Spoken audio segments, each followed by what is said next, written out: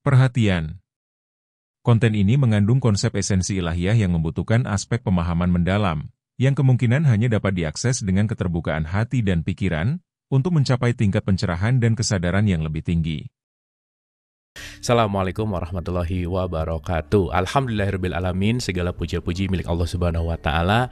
Kita season 2 nih, kita lanjutan. Kemarin sudah 5 episode dan kita akan masuk ke episode ke-6 hari ini. So, seperti biasa, kita akan banyak berdiskusi lagi sama Mas Sony Wicaksono. Kemarin kita sudah bicara tentang level kesadaran, kita sudah berbicara tentang Al-Fatihah, Tuma'ninah, Iftitah, dan Khusyuk. Dan hari ini kita akan melanjutkan setelah Khusyuk, apa nih yang akan dilanjutkan sama Mas Sony. So, tidak berpanjang lebar, kita ngobrol dulu nih sama Mas Sony Wicaksono. Apa kabar Mas Sony? Baik, Alhamdulillah. Alhamdulillah. Sehat ya Mas? Ya, hari ini kebetulan syutingnya agak spesial. Agak spesial karena kita ditemenin sama ibu-ibu cantik nih Mas Sony. Ibu-ibu gaul. dari Majelis Taklim Anggur. Nah, jadi hari ini kita banyakan tuh ramean di sini. Jadi nanti kita akan juga berinteraksi, kita juga akan mendengarkan, dan seperti biasa kita akan mengalirkan apa yang nanti disampaikan oleh Mas Sony Wicaksono. So, hari ini kita mau bicara tentang apa Mas Sony? Setelah Khusyuk kita mau ngomongin apa nih kira-kira?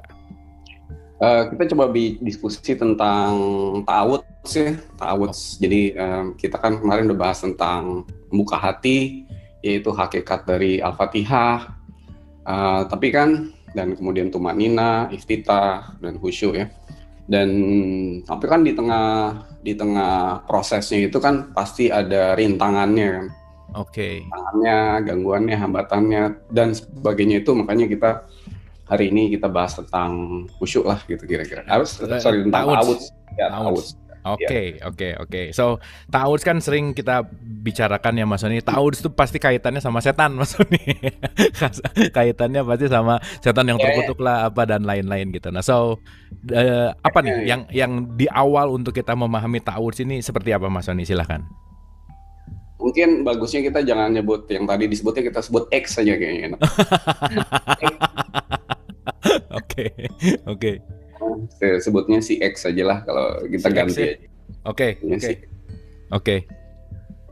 Iya, jadi nah saya juga memperhatikan ya, setiap Kang Abu buka sesi ini kan pasti Kang Abu ada satu kata-kata yang di awal disebut tuh. Iya. Nah, saya justru pengen tanya sama Kang Abu, itu dapetnya dari mana tuh? Orang gantian. Aku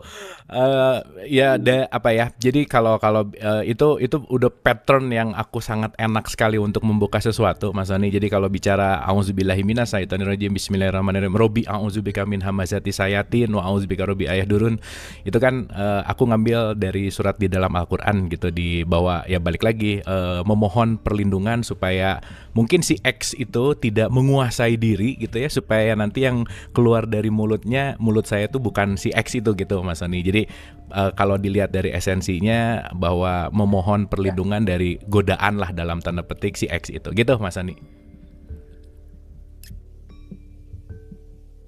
Iya.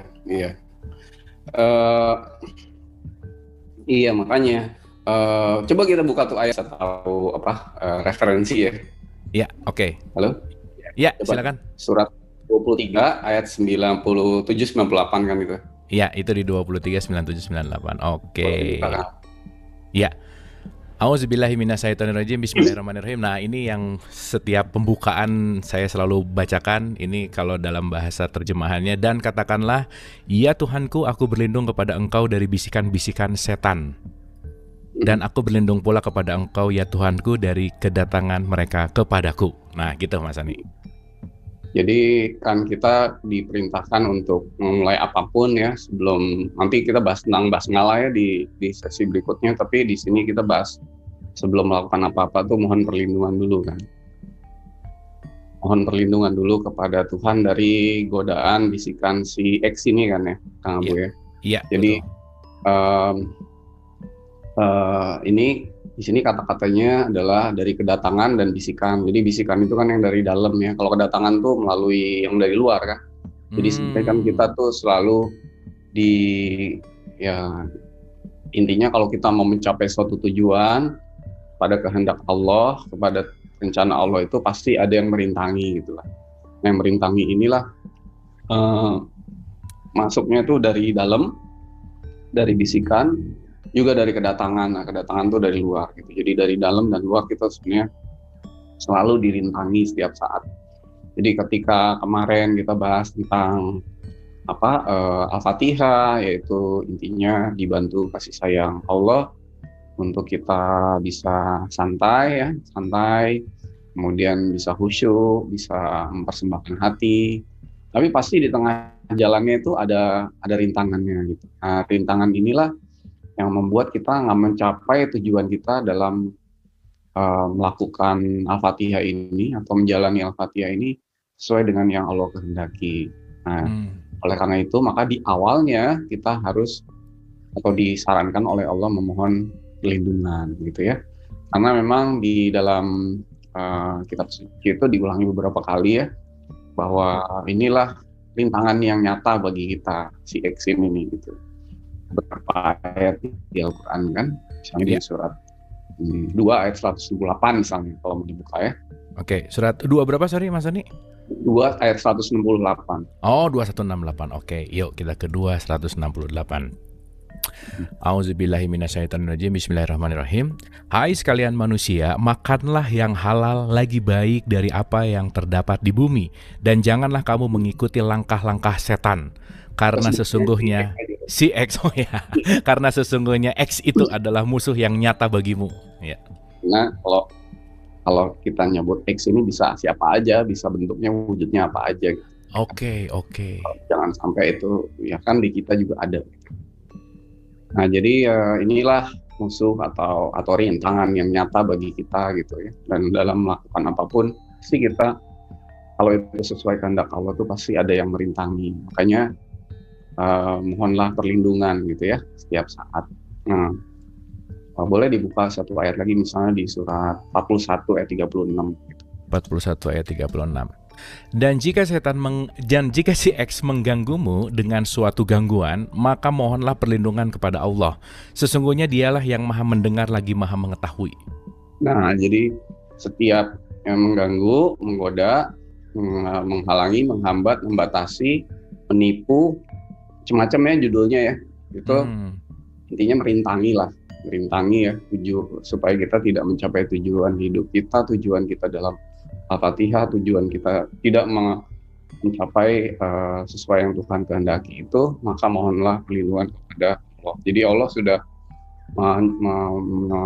menyarankan kita untuk mohon perlindungan, sehingga pasti ketika kita mohon perlindungan, pasti dia juga Allah juga berjanji akan menepati janjinya untuk melindungi kita semua gitu. Okay. Tapi kalau kita nggak memohon perlindungan ya kita tidak dilindungi karena gitu ya. Jadi buka lagi deh satu ayat lagi itu di surat 7 ayat 200 sampai 201. Oke, 7 200 201. Ya. Oke. 7 200. Dan jika kamu ditimpa sesuatu godaan X, maka berlindunglah kepada Allah. Sesungguhnya Allah maha mendengar lagi maha mengetahui. Sesungguhnya orang-orang yang bertakwa bila mereka ditimpa was-was dari X, mereka ingat kepada Allah, maka ketika itu juga mereka melihat kesalahan-kesalahannya. Ya, jadi ketika kita berpotensi ya digoda itu mohon perlindungan langsung gitu. Jadi mohon perlindungan itu seharusnya setiap saat ya, karena godaan itu juga datangnya setiap saat gitu ya.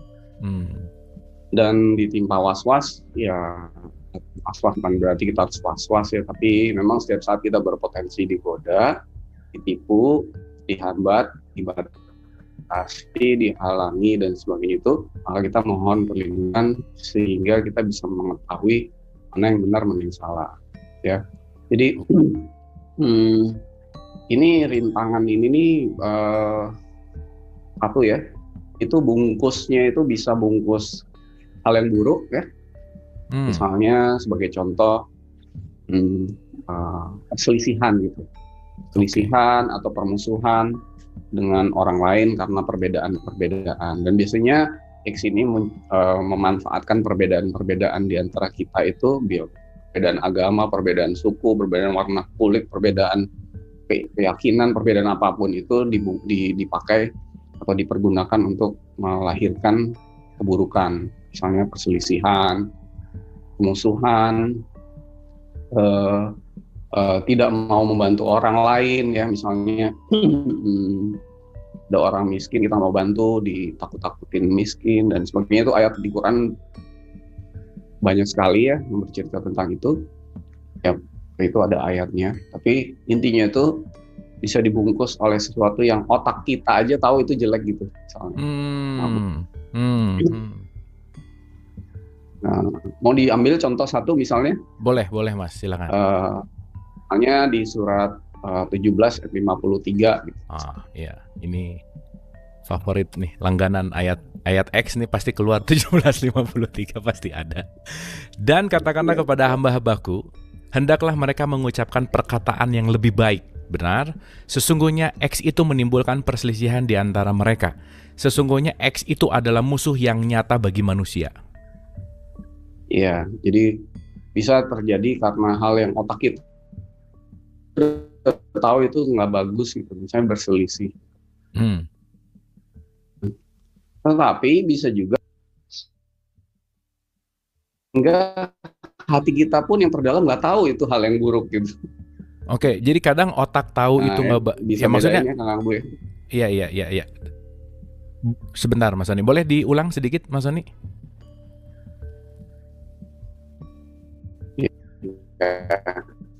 Oke, bentar.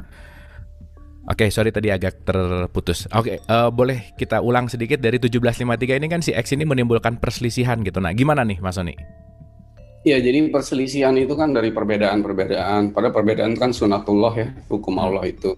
Jadi dari perbedaan itu mereka bisa masuk menjadi sebuah perselisihan gitu. Nah, jadi ini satu hal yang otak kita aja udah tahu itu nggak bagus gitu. Itu satu hal yang buruk gitu.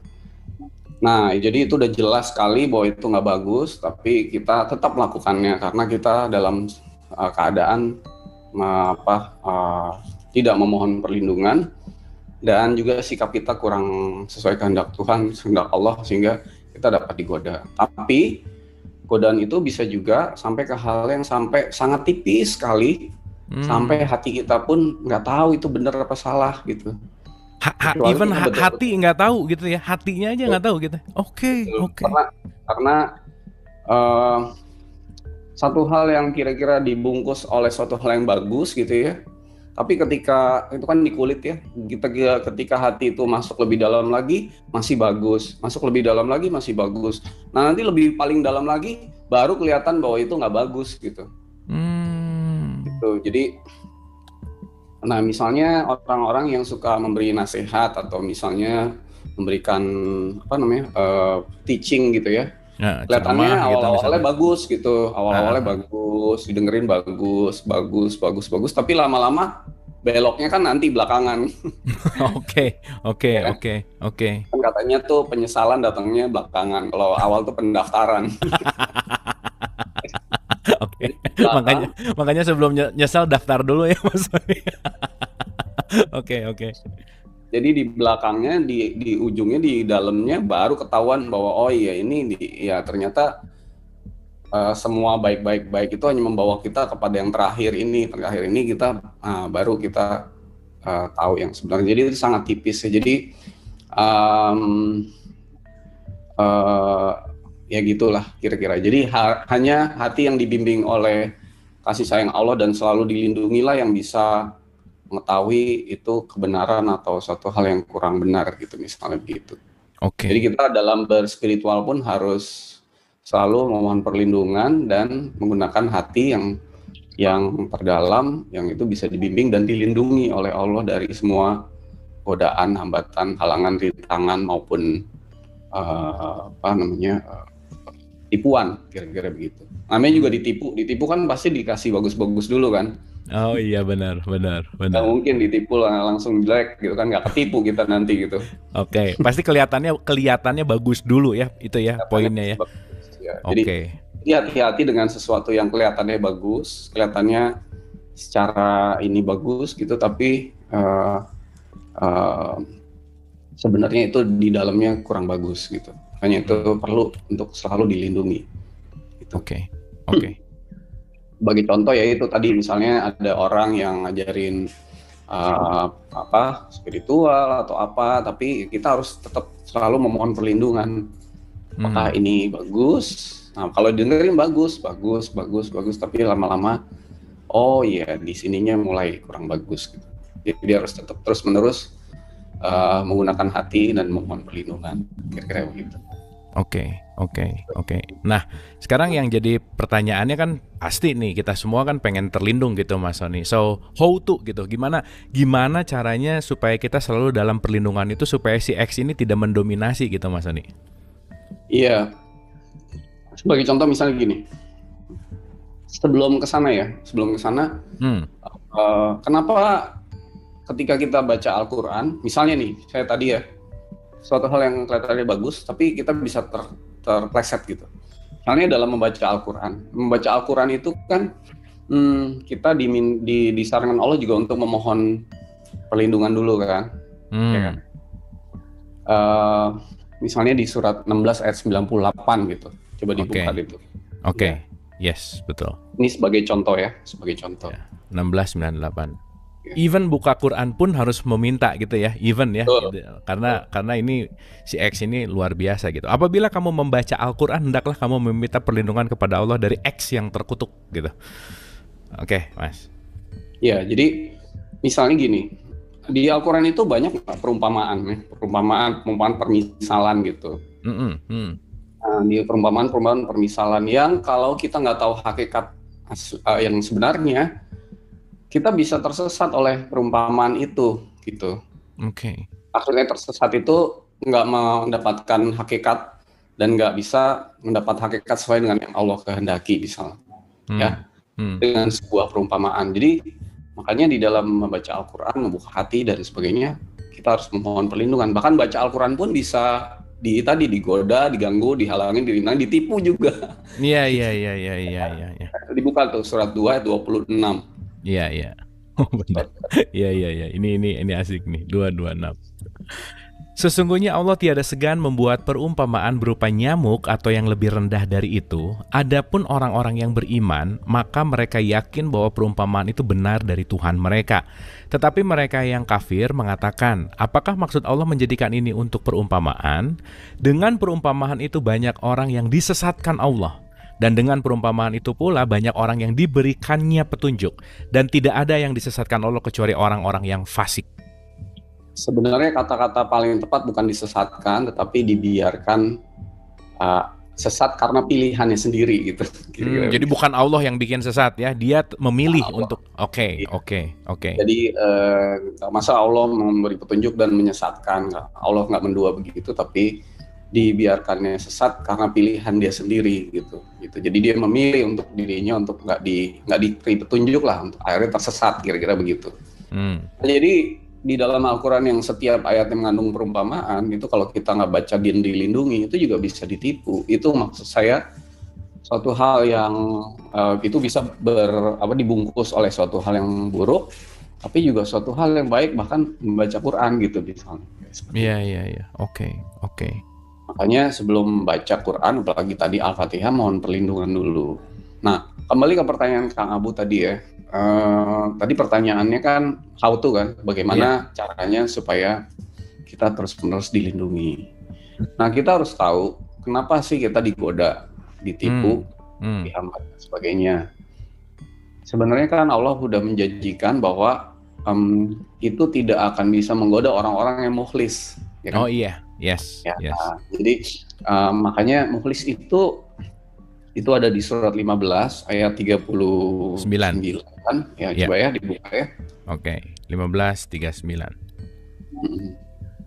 X 40. berkata 39 dan 40 ya. Oke. X berkata, ya Tuhanku, oleh sebab Engkau telah memutuskan bahwa aku sesat, pasti aku akan menjadikan mereka memandang baik perbuatan maksiat di muka bumi, dan pasti aku akan menyesatkan mereka semuanya, kecuali hamba-hamba Engkau yang muklis di antara mereka. Jadi di sini udah dikatakan bahwa godaan itu akan tidak bisa atau potensinya tidak terlalu besar bagi orang-orang yang sudah muklis ya. Muklis itu apa? Muklis itu orang yang sudah bisa memasrahkan semua keinginan kemauannya gitu. Jadi ini mekanismenya ya. Jadi semua godaan, hambatan dan rintangan itu bisa masuk ke dalam diri kita. Kendaraannya, mobilnya, kuda Troyanya itu kalau bisa dibilang ya, atau avenue-nya, vehicle-nya bahasa Inggrisnya itu adalah keinginan dan kemauan kita gitu. Oke. Nah, makanya setiap ada keinginan kemauan di dalam itu pasti ada godaan, ada rintangan, ada hambatan gitu ya. Boleh dibuka lagi surat 22 ayat 52 tuh. Oke. Surat 22 ayat 52. Dan kami tidak mengutus sebelum kamu seorang rasul pun dan tidak pula seorang nabi, melainkan apabila ia mempunyai suatu keinginan. Nah, X pun memasukkan godaan-godaan terhadap keinginan itu. Allah menghilangkan apa yang dimasukkan oleh X itu, dan Allah menguatkan ayat-ayatnya. Dan Allah maha mengetahui lagi maha bijaksana. Iya, jadi semua keinginan, kemauan, harapan, prioritas, tujuan, apalagi itu semuanya judul ya. Semua judul itu tuh ekspektasi termasuk ya? Itu ekspektasi, apapun bahasa itu ya intinya kemauan ya. Itu apapun bungkusnya, intinya itu adalah vehicle atau sarana bagi mereka untuk memasukkan godaan. Termasuk kemauan untuk berbuat baik misalnya gitu Mas? Iya, makanya tadi saya bilang mulai dari yang jelek buruk sampai yang teramat baik, sampai hati kita nggak bisa tahu ini benar apa salah atau salah. Makanya kita nggak bisa deh pokoknya sendiri. Kita harus dibantu oleh kasih sayang Allah untuk menunjukkan di hati benar apa salahnya itu. Bukan menurut persepsinya kita, karena itu pasti bisa salah gitu loh. Jadi judulnya kelihatannya bagus, tapi di situ dimasukin oleh godaan, hambatan, rintangan itu kalau masih ada sedikit aja keinginan kemauan kita, nah di situ dia bisa masuk gitu. Jadi apapun yang sedang kita lakukan kalau nggak sesuai dengan kehendak Tuhan, nggak dilindungi oleh kehendak Allah, tidak dilindungi oleh kasih sayang Allah, tidak memohon perlindungan kepada Allah, akan dimasukin godaan itu. Dan ya akhirnya semua yang kita lakukan itu bukan yang sesuai kehendak Allah, malah enggak gitu. Meskipun bungkusnya, judulnya, lapisan atasnya, luarnya itu kelihatannya bagus gitu. Nah gitu. Jadi how to-nya adalah memasrahkan, karena gini, keinginan, kemauan, harapan, prioritas itu kan sebenarnya kan kita itu nggak bisa terbebas dari ini semua. Waktu melakukan sesuatu, menjalani sesuatu pasti ada itu semua. Nggak mungkin, wah saya ini udah menjadi orang yang muklis, sudah bebas dari semua mau keinginan itu, nggak mungkin gitu. Nah disitulah kita butuh Allah gitu untuk memasrahkan kalau masih ada, sekarang apalagi masih banyak gitu ya, keinginan, kemauan, harapan, prioritas kita, tujuan hidup kita, apapun yang kita lakukan itu kita pasrahkan dulu kepada Allah gitu, sehingga digantikan oleh kehendak Allah aja gitu kira-kira. Nah, ketika ada kesadaran bahwa saya ini manusia yang masih dipenuhi oleh banyak kemauan, keinginan, harapan, prioritas, tujuan dan sebagainya, dan pada saat itu sadar bahwa oh iya ini semua adalah nggak bagus buat saya karena ini bisa dimasukin oleh godaan itu, dan pada saat itu oh iya hanya kasih sayang Allah yang bisa membersihkan, mengangkat ini semua, maka pada saat itu saya memohon pertolongan Allah untuk memasrahkan semua keinginan, kemauan, harapan itu untuk kepada Allah dengan seutuh-utuhnya, untuk digantikan hanya dengan kehendak Allah aja gitu. Nah, pada saat itulah maka potensi untuk dimasuki godaan itu menjadi kecil sekali gitu. Oke. Nah, udah nih memasrahkan. Terus nanti kalau kan kita udah memasrahkan nih ya. Indikator Mas, indikator parameter kalau ini tuh sebetulnya udah keinginan Allah atau masih tetap ada mau-mau gitu. Indikator parameternya yang bisa kita acu gimana Mas Sony?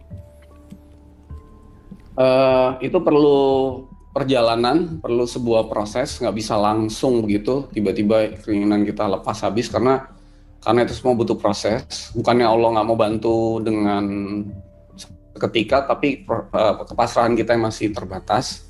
Jadi ketika ya indikasinya banyak, misalnya sebagai contoh kita nggak jadi emosi gitu di dalam melakukan apapun, menjalani apapun.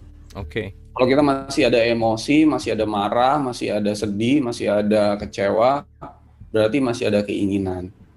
Nah, jadi di dalam prosesnya kita digoda, setelahnya sikap hati kita jadi kurang nggak bahagia kan kalau kayak gitu kan.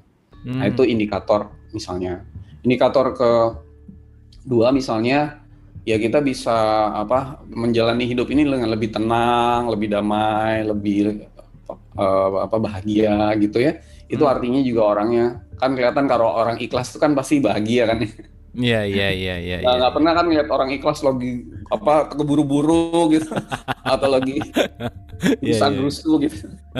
Ya bicaranya aja juga jadi lebih santai gitu misalnya kan kelihatan gitu loh. Jadi itu indikator juga.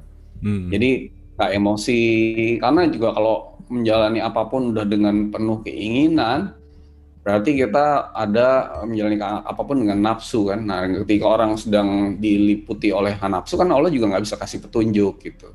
Oke. Nah hati lebih tenang, lebih damai, lebih indah gitu ya, itu artinya keinginan-keinginan sudah mulai dipasrahkan. Tapi ini butuh proses dan butuh setiap saat memasrahkan keinginan ini. Jadi ta'awudz atau mohon perlindungan tanpa tahu bahwa ada pintu masuknya di keinginan, dan kita harus selalu memasrahkan harapan, keinginan, kemauan, prioritas, tujuan. Ini ya nggak jadi, ta'awudznya nggak jadi gitu, istilahnya bantet. Kalau kue itu bantet. Harus diikuti dengan memasrahkan ini semua supaya pintu masuknya itu pun, akar penyebabnya itu pun bisa diurus oleh Allah melalui berkat atau kasih sayangnya gitu. Yang seringnya tuh sekarang gini Mas Sony, aku udah ikhlas gitu Mas Sony ya, ngomong aku udah ikhlas gitu misalnya ya.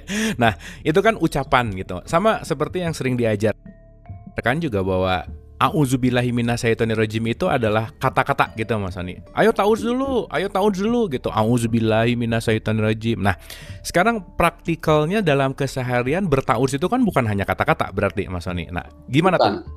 Bagaimana kita untuk memasrahkan, untuk apa gimana gitu? Ya gini, kalau ada dua orang ya, orang pertama itu mengatakan bahwa saya sudah ikhlas, sehingga saya nggak punya keinginan kemauan lagi. Hati kita rasanya gimana? Orang berarti dia sudah ikhlas, dia udah nggak memerlukan pertolongan Allah lagi, betul nggak? Oke. Karena dia udah merasa dirinya cukup. Oke. Pasti nggak akan ikhlas orang kayak begitu. Yes. Yang kedua misalnya, saya berusaha menjadi orang yang ikhlas.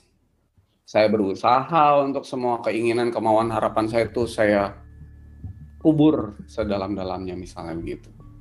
Nah, kalau dia berusaha berarti, atau misalnya saya berusaha menjadi orang lebih pasrah. Itu tadi usaha dia berarti kan bukan dibantu atau minta pertolongan Allah kan. Manusia itu makhluk yang terbatas, makhluk yang lemah, makhluk yang nggak bisa apa-apa, nggak tahu apa-apa gitu.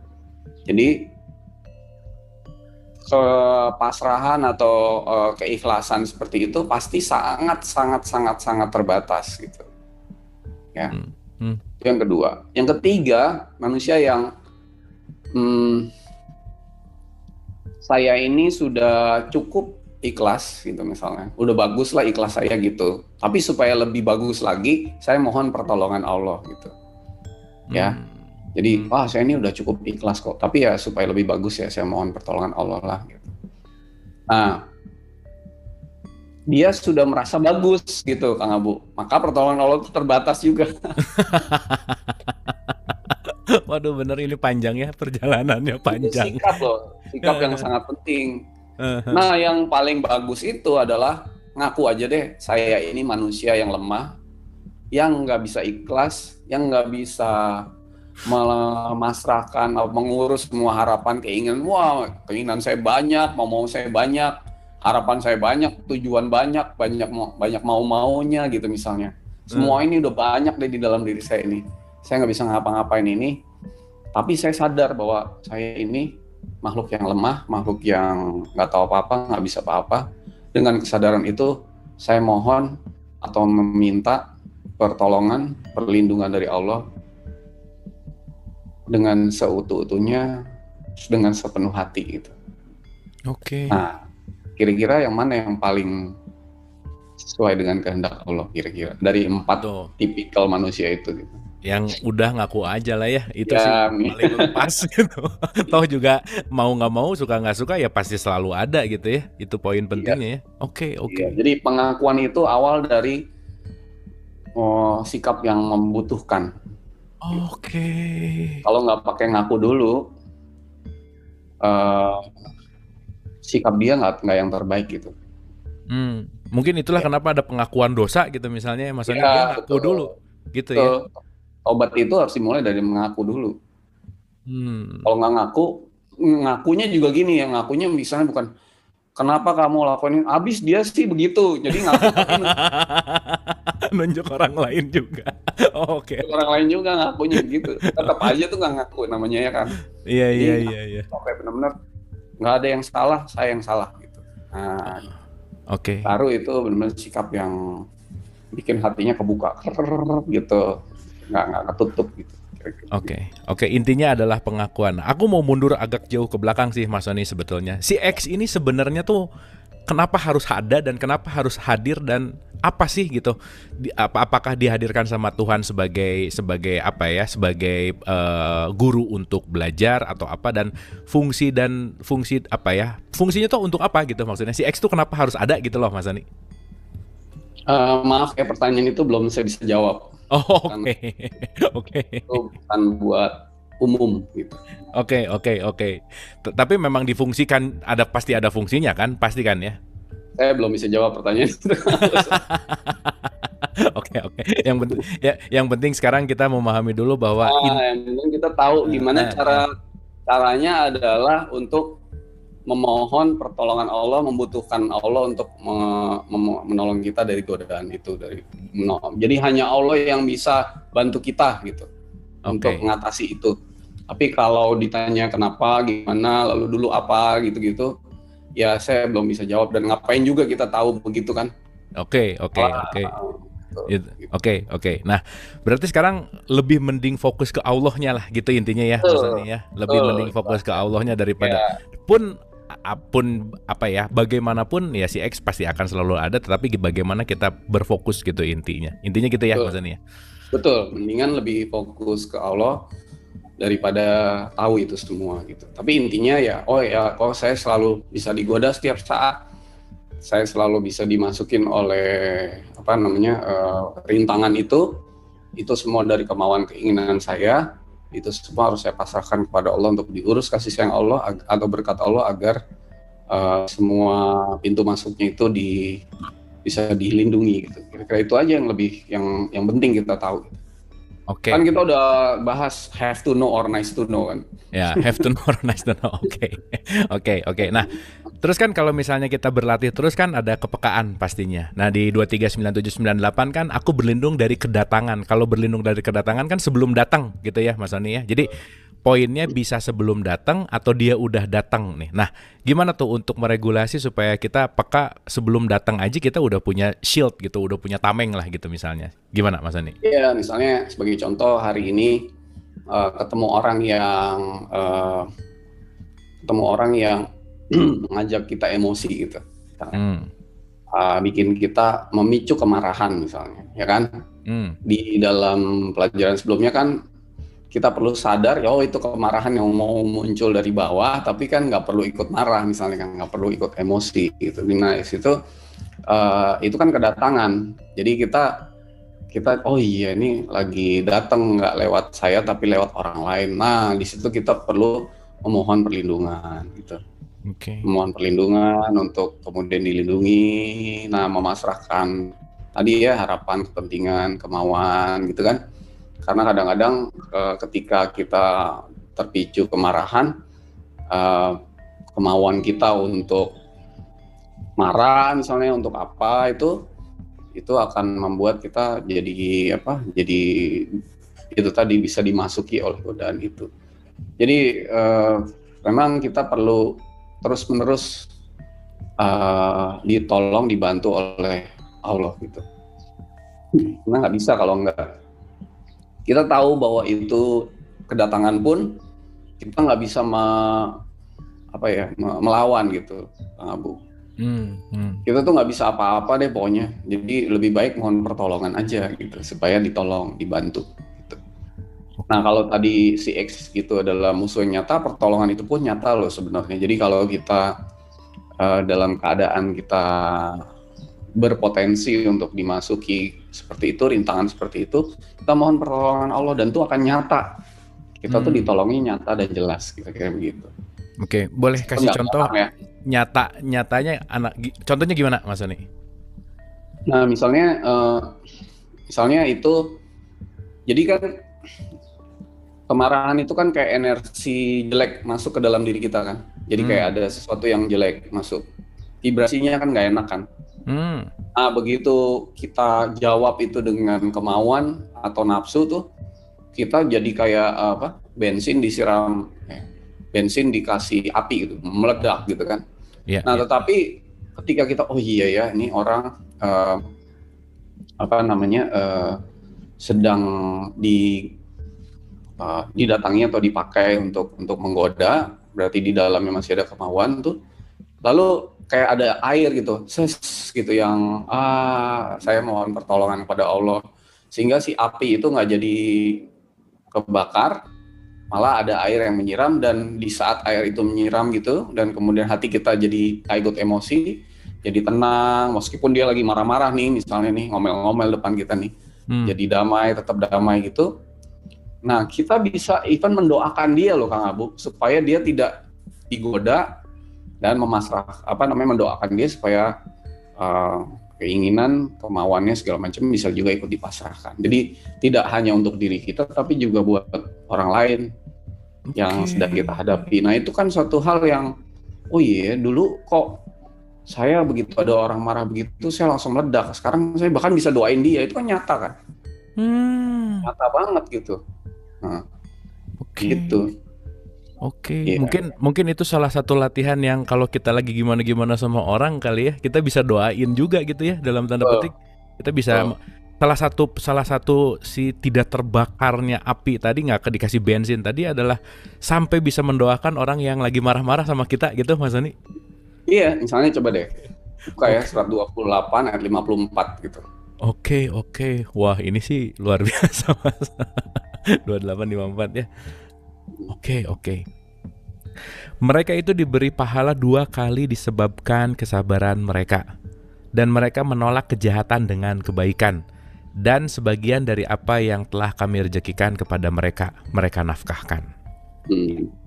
Nah jadi menolak kejahatan dengan kebaikan, bahkan didoakan gitu orang itu, suatu hal yang nyata kan. Tadinya kita nggak mungkin bisa melakukan itu kalau kasih sayang Allah atau berkat Allah nggak bantu kita gitu.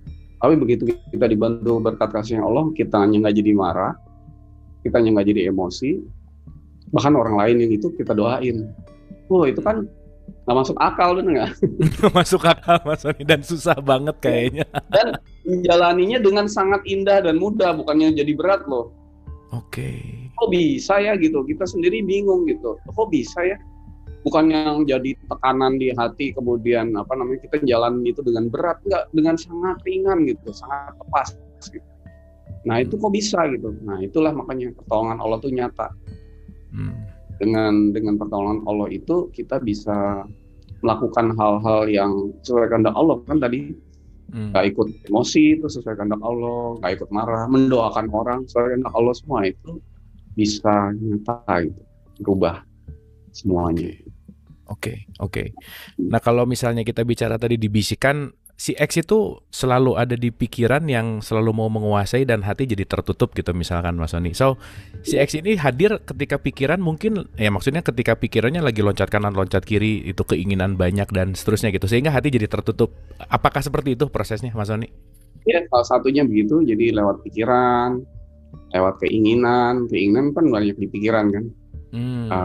Pikiran. Jadi misalnya kalau di Karena ada surat 20 tuh ayat 130 dibisikkan pikiran jahat ke ada misalnya kan. Nah, jadi pikiran itu juga salah satu pintu masuk lah. Karena kita banyak mau-maunya kan juga dari pikiran. Pikiran yang lebih tidak berpotensi untuk diganggu adalah pikiran yang right here and right now, betul nggak?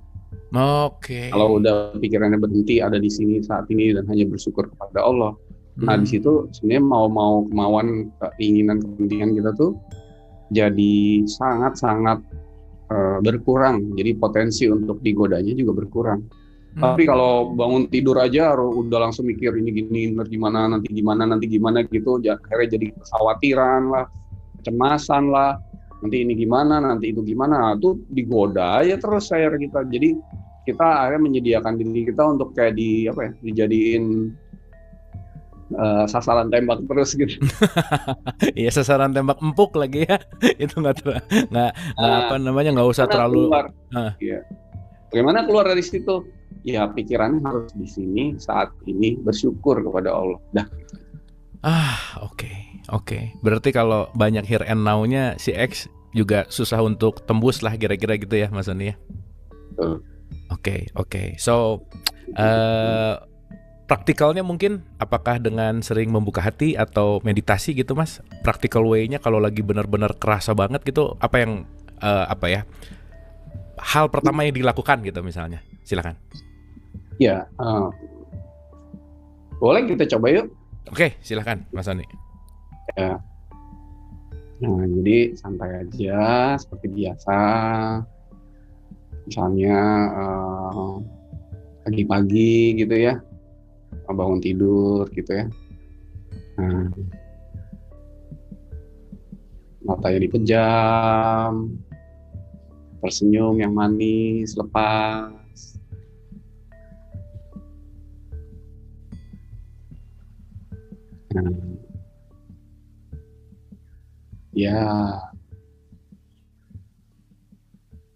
Nah, berkat Tuhan bantu untuk menghentikan pikiran-pikiran yang masih ada, yang masih berseliweran, untuk di sini dan saat ini hanya untuk bersyukur aja kepada Allah.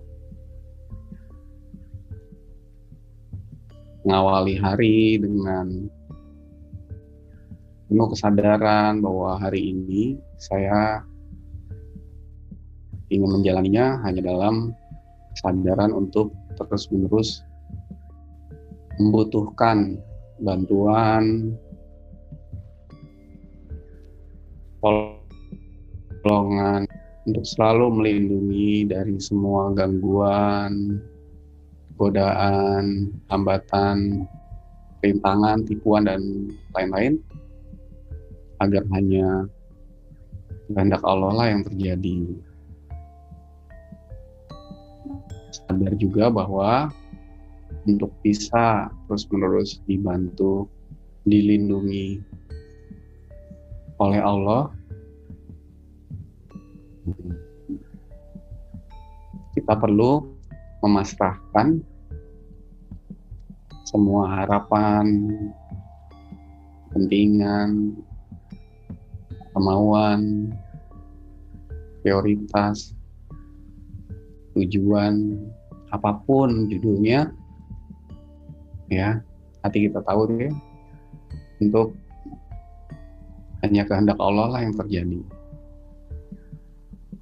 Nah, sadar bahwa kita tidak bisa melawan, menghadapi godaan itu, karena kita ini makhluk yang lemah, makhluk yang tidak tahu apa-apa, tidak bisa apa-apa.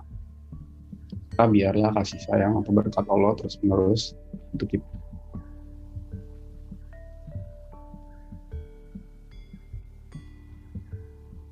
Berkat Allah bantu kita memasrahkan semuanya, keinginan, kemauan, prioritas, tujuan, segalanya hanya kepada Allah.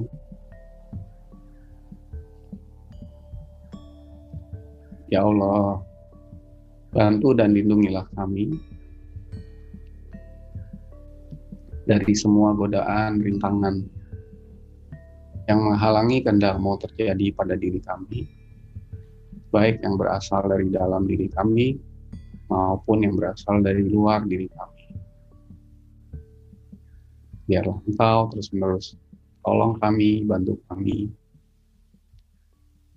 agar hati kami semakin diliputi oleh ketenangan, kedamaian, dan keindahan dari berkat-Mu yang selalu mengalir ke dalam hati kami.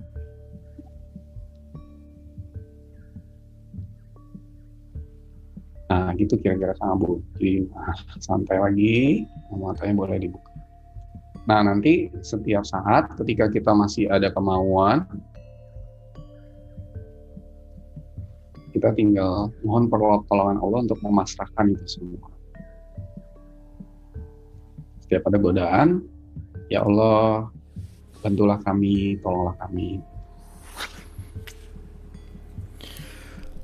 Oke, Mas Sony. Jadi ya poinnya yang tadi saya rasain sih jadi lebih tenang. Mungkin dengan ketenangan itu artinya pikiran tidak sibuk, keinginannya juga sudah mulai turun gitu misalkan. Dan di situ mungkin si X ya nggak bisa, maksud bukan nggak bisa, dia tidak aktif gitu, dalam artian ketika kitanya here and now kan pasti tadi ketika kita ada dalam kondisi saat ini tenang, itu ada di dalam kondisi here and now. Dan itu mungkin cara yang bisa kita latih hari-hari gitu untuk bagaimana kita bisa menstabilkan gitu ya Mas Ani ya. Ya betul. Oke.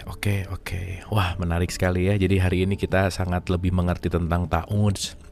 Kita tahu si X itu datang dari vibrasi, dari keinginan mau prioritas gitu ya, dan ya itu yang paling penting tadi Mas Ani menganalogikan dengan sangat bagus, mengakui gitu ya, mengakui aja bahwa ya kita nggak bisa apa-apa, kita juga nggak, ya makhluk yang lemah ya gitu, yang kita hanya bisa melakukan apapun hanya dibantu oleh kasih sayang Allah. Dan salah satunya adalah tadi melakukan hening tadi, membuka hati kita, dan yang paling penting here and now gitu, itu poin pentingnya. Oke, Mas Sony, ada mau ditanya lagi kira-kira? Nggak ada, itu aja. Jadi, cukup ya. Oke, ada final sebelum final ta'awudz itu adalah sebuah pengalaman, bukan sekedar gitu ya. Kalau cuma dibaca aja ya nggak menjadi kesadaran. Jadi harus sebuah dialami sampai, dan kita itu meskipun ta'awudz terus, kalau kita nggak sadar tadi, kesadaran tadi, ya kita akan terus digoda karena itu cuma sekedar di mulut, di otak, nggak masuk ke dalam kesadaran. Oke. Terima kasih Mas Sony. Oke, mungkin dari ibu-ibu dan siapapun yang hadir di sini ada yang mau memberikan pertanyaan, apresiasi, atau ada yang mau berdiskusi gitu, boleh raise hand atau lewat chat, silakan. Adakah dari ibu dan bapak, teman-teman semua di sini yang hadir, ada yang mau bertanya, ada yang mau merespon, mungkin ada yang mau memberikan tanggapan gitu? Wah, ini tampaknya udah muklis. Oke, Ibu Tuti, silakan Ibu Tuti. Boleh di unmute. Iya, silakan. Iya, hanya untuk tadi Mas Sony bicarakan, hanya ingin berbagi bagaimana saya terima kasihnya sampai mau nangis. Karena saya hanya tidak tahu itu bahwa harus ta'awudz. Saya cuma ya Allah bantu saya, setiap saat bantu saya. Hanya sekarang saya lebih mengucapkan ke hati, oh iya, begitu saya tidak, kan tadi harus terus menerus kan ya Mas Sony ya, setiap saat gitu kan. Nah ternyata memang begitu kita tidak membantu, merasa sudah nyaman, begitu lagi. Jadi itulah, nah ini saya siang ini kok buka tadi, sepertinya Allah itu, nih loh, kan kamu selalu mohon pertolongan, terus kemarin lengah, ini kan. Nah ini tadi saya rasanya mau nangis, oh ya Allah, inilah tanda kasih sayangmu yang untuk terus loh, kamu tuh, jangan setiap saat lah gitu. Dan saya mau nanya juga, kemarin saya ada masukan bahwa kalau cobalah untuk berpasrah kepada Allah dalam hal yang tidak nyaman dalam tubuh ya. Nah, yakin kan kemarin juga saya dapat dari DP bahwa kita bisa sebagai sebagai presidennya lah otak kita untuk mengatur tubuh kita gitu kan. Nah saya tidak pakai obat itulah gitu karena ini tidak yang terlalu parah. Nah apakah itu kepasrahan itu pun dalam hal sakit tanda kutip ya itu betul atau tidak? Oke. Kang Jadi Mas Tony. dalam sakit pun proses pemasrahan gitu ya Bu ya, terjadi proses pemasrahan gitu ya kira-kira ya. Ya, Oke. jadi mencoba tidak pakai medis, pakai obat lah, tapi lebih ke totally bahwa ini semua karenamu dan saya betul-betul dan memohon seluruh tubuh ini untuk bersatu bersama kita pulang dalam keadaan yang baik. Oke. Jiwa dan tubuh gitu. Oke. Terima kasih Ibu Tuti. Mungkin kita langsung Salah nggak? Oke. Jadi poin pentingnya adalah kepasrahan dengan bagaimana regulasi tubuh dengan kesehatan juga gitu ya kira-kira ya. Itu nanti bagaimana kaitannya gitu kira-kira ya Ibu Tuti ya. Oke. Terima kasih Bu Tuti. Silakan Mas Soni untuk direspon. Iya, pertama begini ya Bu Tuti dan teman-teman lainnya, bahwa kadang-kadang kita tuh memohon pertolongan Allah untuk kepentingan kita. Memohon pertolongan Allah untuk kemauan kita, ya sama aja mau juga kan Bu ya. Maksudnya jadi malah ya apa namanya, ya Allah tolong bantu supaya saya sembuh, penyakit saya sembuh yang ini, itu kan kepentingan kemauan kita semua. Jadi di dalam meminta itu justru, nah disitulah saya makanya bilang tadi judulnya bagus, dilihat dari kulit awal bagus, kulit dalam lagi masih bagus. Nah makin dalam lagi, oh ternyata ini saya mohon ini hanya untuk kemauan saya sendiri gitu. Nah di situ tuh kita perlu dibimbing oleh berkat Allah, kasih Allah untuk lebih dalam lagi. Apakah yang saya mohonkan ini benar-benar bebas dari kemauan saya sehingga kehendak Allah terjadi atau belum? Nah makanya kita nggak akan mungkin deh bisa sesuai kehendak Allah itu kalau nggak terus-menerus dibantu. Bahkan dalam memohon pun dibantu oleh berkat dan pertolongan atau kasih sayang Allah gitu. Nah itu yang pertama. Yang kedua,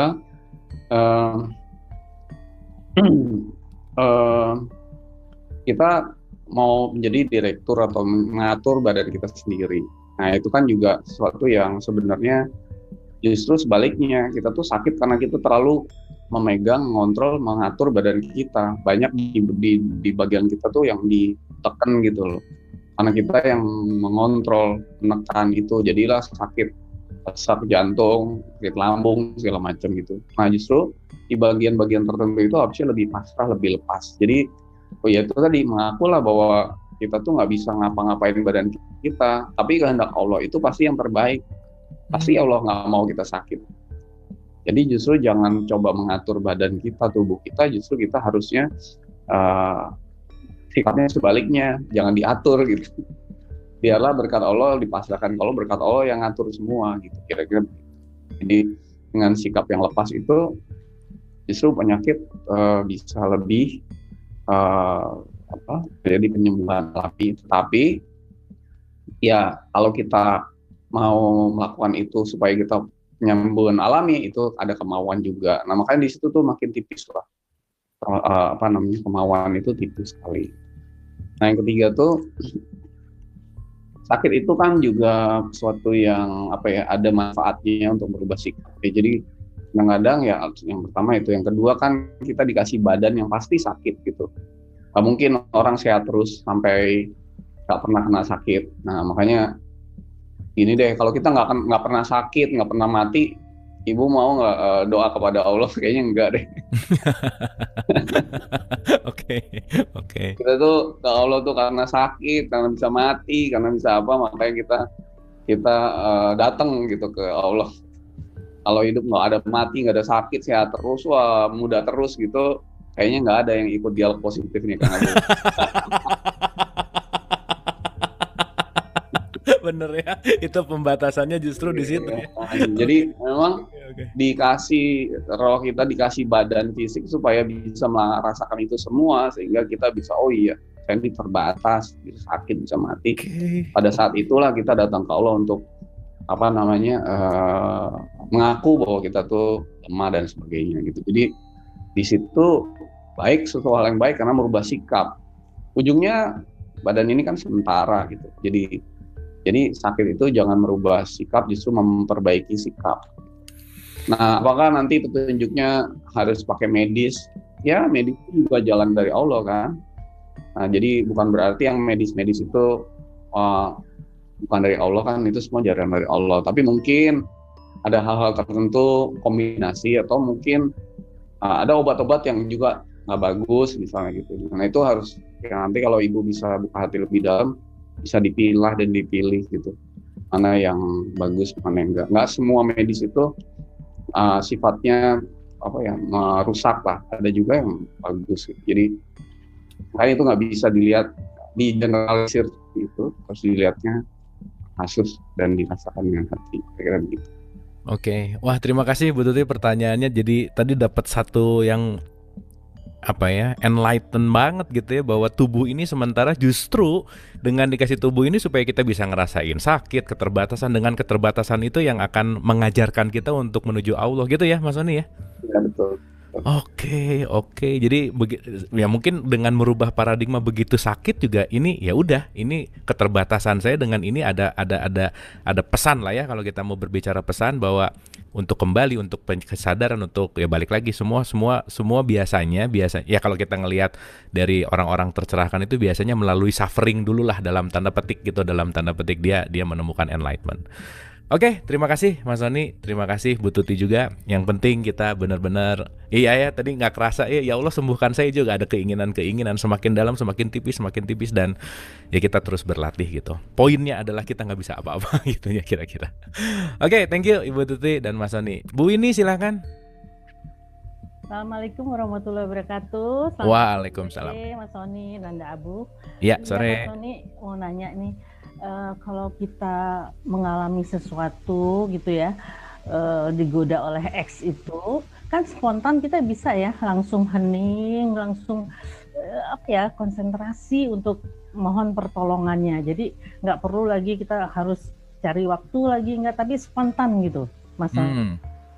Maaf, tadi internet saya mati. Ya, oke Mas Sony, boleh dilanjut dulu pertanyaannya Bu ini. Kita berbuat seperti itu. Iya, mati ya.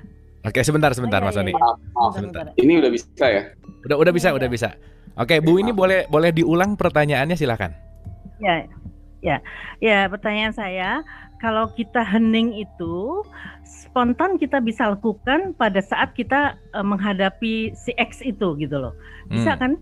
Kita langsung hening gitu, karena X ini betul-betul muncul tiba-tiba gitu mengganggu kita betul-betul bisa hening gitu. Tapi memang butuh waktu ya Mas Sony untuk bisa hening, bisa menekan rasa gejolak ya hatinya gitu ya Ibu ya, yang ada di hati kita itu gitu loh. X itu ya. Kalau X-nya itu betul-betul X gitu loh, betul-betul ada bayangan atau ada perasaan takut karena ada syaiton gitu ya, itu juga kita bisa hening dulu gitu Mas Sony. Itu pertanyaan saya. Itu aja Mas Sony, terima kasih. Oke.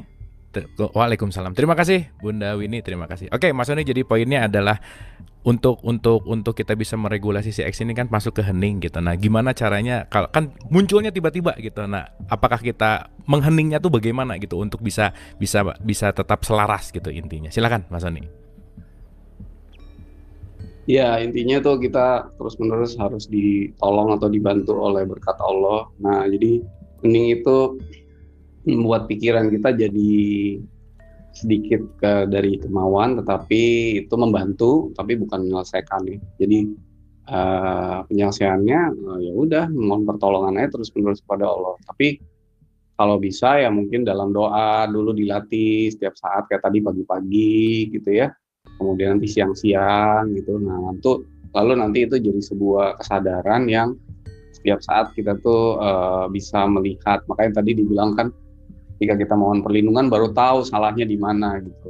Sebelumnya nggak tahu gitu loh. Jadi dengan itu maka kita akan, ini namanya latihan ya. Terus bukan latihan. Ini namanya suatu praktek yang harus diulang-ulang terus-menerus. Jadi nggak bisa sekaligus gitu. Nanti ketika udah terus-menerus dilatih, diulang, dipraktekkan, ya kita nggak perlu ada waktu Maksudnya waktu khusus kan, misalnya kalau ada orang marah, bentar ya, kamu jangan marah dulu, saya mau hening dulu, mau meditasi dulu, kan nggak mungkin.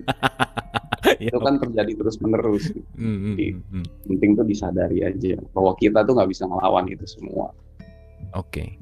Semua ini hanya sampai kepada kesadaran bahwa kita tuh butuh Allah setiap saat. Oke. Itu menarik kalimatnya, bahwa hening itu membantu tetapi tidak menyelesaikan, karena yang bisa menyelesaikan ya hanya kasih sayang Allah juga gitu ya. Kembali lagi ke situ ya Mas Sony ya. Oke. Terima kasih Mas Sony, Bunda Winnie, terima kasih juga pertanyaannya.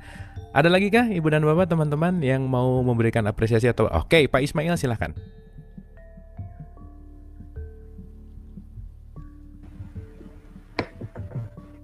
Assalamualaikum Kang Sony. Waalaikumsalam. Di dalam ayat, saya lupa ayat mana, itu dijelaskan ketika Nabi Musa memisahkan dua orang yang sedang bertengkar antara umatnya si Firaun sama orang Palestina kalau nggak salah, apa orang Israel gitu. Tanpa sadar Nabi Musa memukul orang itu meninggal. Di lain hal, kemudian Musa sadar terus berucap bahwa aku terpedaya oleh si X tadi. Di lain hal di surat Kahfi, ketika Nabi Musa jalan dengan pembantunya, terus mereka lapar, Musa tanya, mana ikan tadi? Dan pembantunya bilang, oh tadi saya lupa tuh ikannya loncat. Dia menyalahkan lagi, ini aku terpedaya juga oleh setan. Pertanyaan saya, kok kita bisa itu aja menyalahkan setan, Mr. X tadi, atau memang dalam cerita ini ada yang terpotong? Sebenarnya memang mereka dikelabui pada saat itu untuk lengah begitu. Oke. Nah, itu satu. Yang kedua, kalau saya boleh tanya, ya silakan Pak. Bolehkah kita mengganti membaca Auzubillahi minasyaitonirrajim dengan Bismillahirrahmanirrahim? Karena maksud saya juga tidak mengerti kenapa untuk Al-Quran itu, selain kita membaca Auzubillahi minasyaitonirrajim tadi, toh kita pasti membaca surat Bismillahirrahmanirrahim. Apa penekanan Allah di situ? Kenapa sampai 2 kali gitu? Itu aja, maaf Mas Sony, terima kasih. Oke, terima kasih Pak Ismail, terima kasih banyak. Oke Mas Sony, boleh langsung direspon, silakan.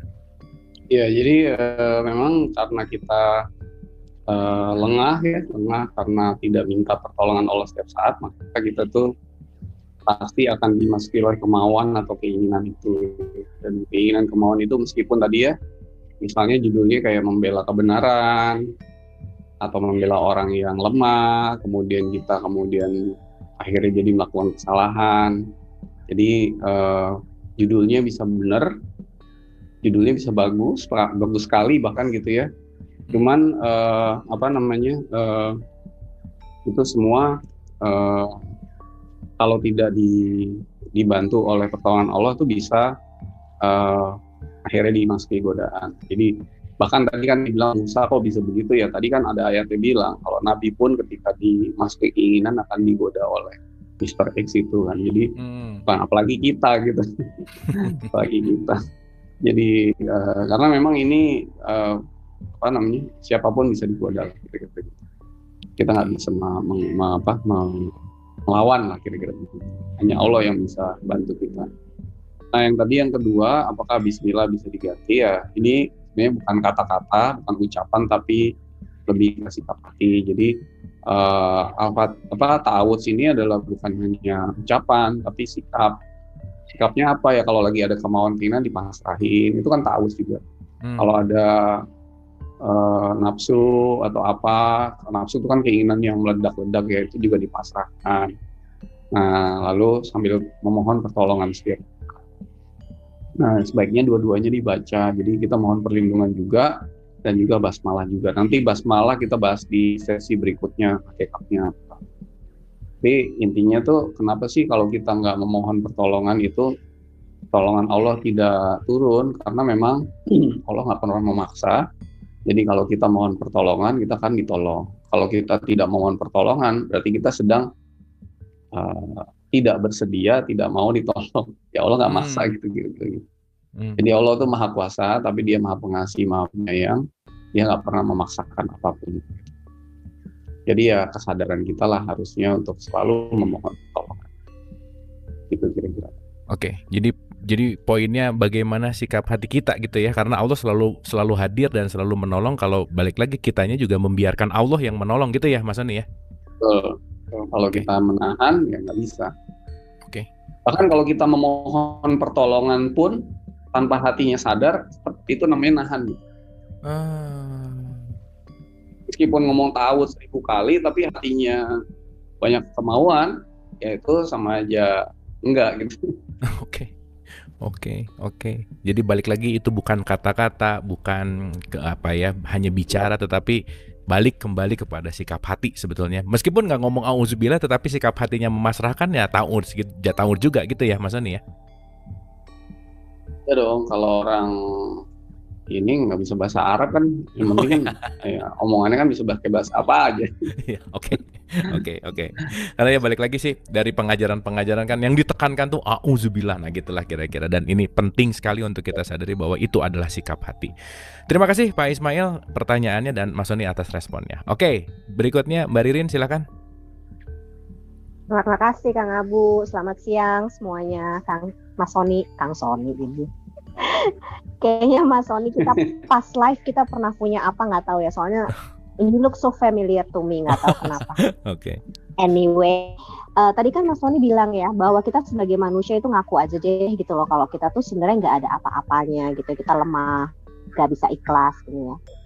Kita sebagai manusia aja untuk bisa mengaku salah terhadap sesama aja kadang-kadang susah banget gitu.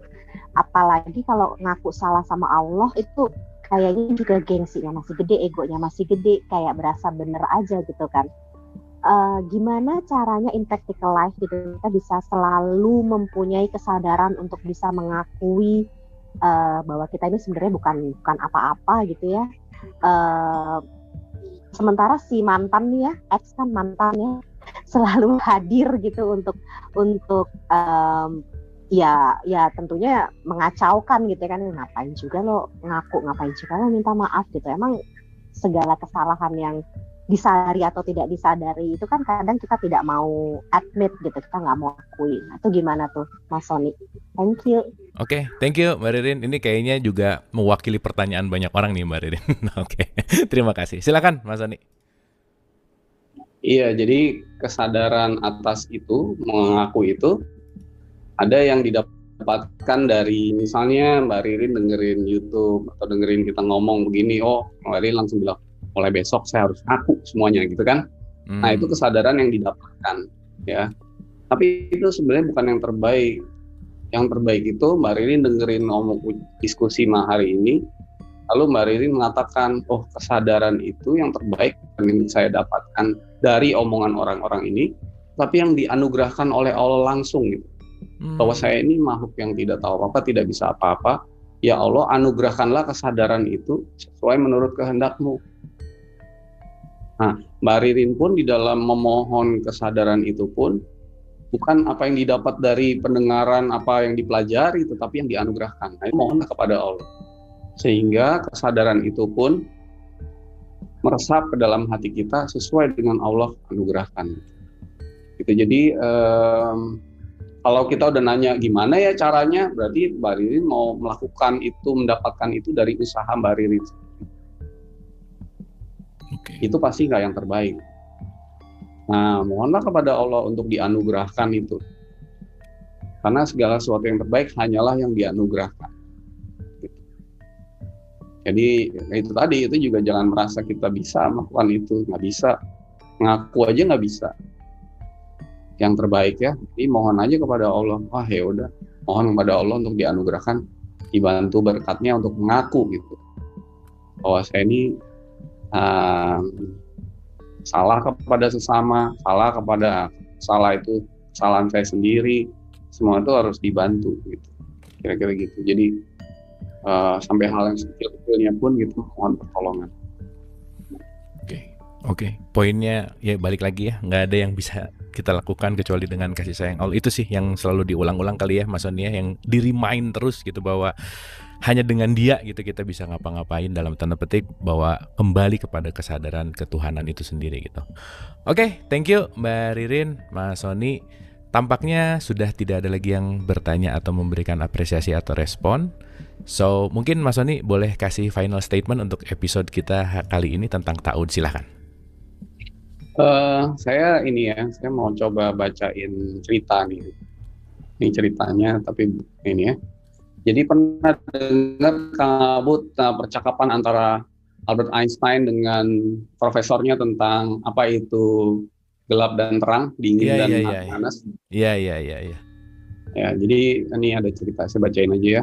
Silakan, Mas Sony. Jadi suatu hari itu ada profesor dari universitas yang terkenal menantang mahasiswa-mahasiswanya dengan pertanyaan, apakah Tuhan menciptakan segala yang ada?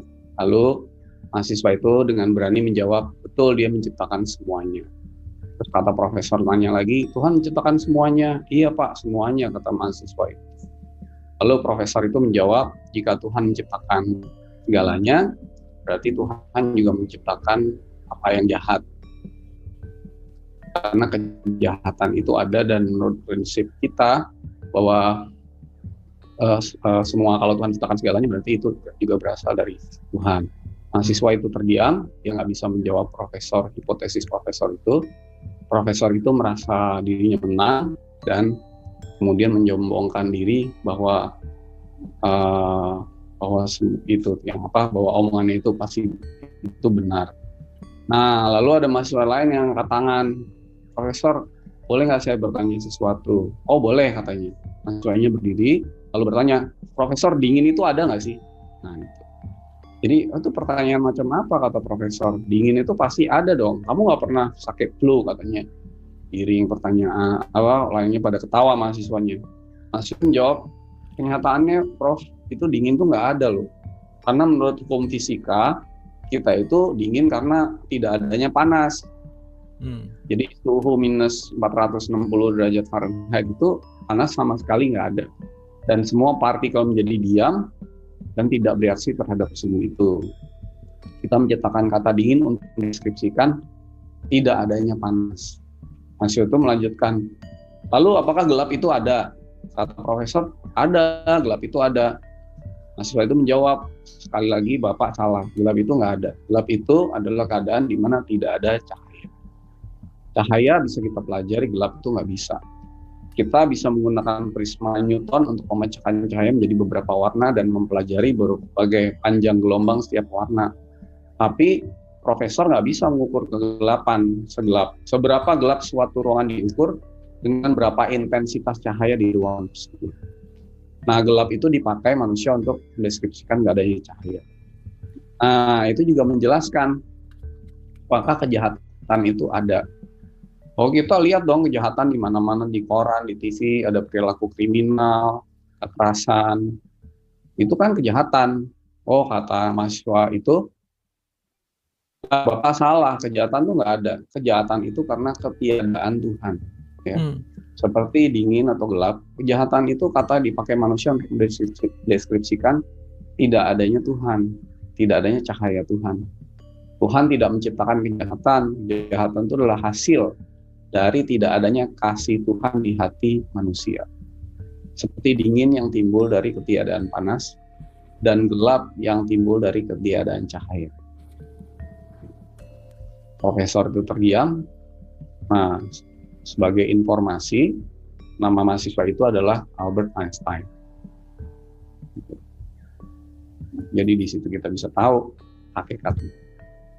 Itu Kang Abu.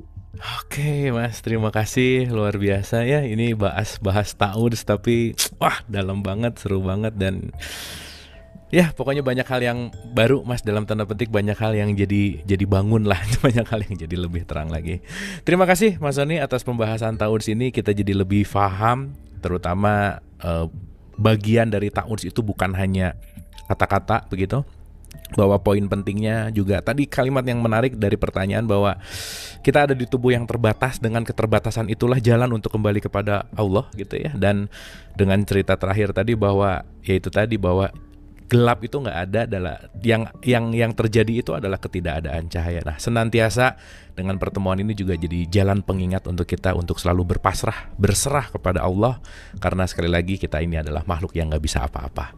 Terima kasih telah menyaksikan episode ini dan sampai ketemu di episode yang akan datang. Mohon maaf lahir dan batin. Wabillahi taufiq wal hidayah. Assalamualaikum warahmatullahi wabarakatuh. Boleh tepuk tangan buat Mas Sony. Terima kasih Mas Sony. Sampai ketemu di episode yang akan datang. Thank you. Terima kasih.